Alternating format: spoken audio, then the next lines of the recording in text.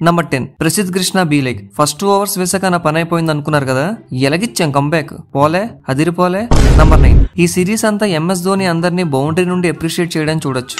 Number 8 roko ఇద్దరు అంటే అది మీరే చూసేయండి. నంబర్ 7 రోహిత్ కోహ్లీలా ఆడాడు, విరాట్ కోహ్లీ రోహిత్ లా ఆడాడు, roles reverse. Number 6 Indian fans BCCIతో ఇలా అంటున్నారు, ఈ T20 సిరీస్ క్యాన్సిల్ చేసేసి సౌత్ ఆఫ్రికాతో ఎంచక్గా 7 ODI సిరీస్ ప్లాన్ చేయొచ్చు కదా మామా. నంబర్ 5 ఈ సిరీస్ అంతా రోకో ఇద్దరు నోటే.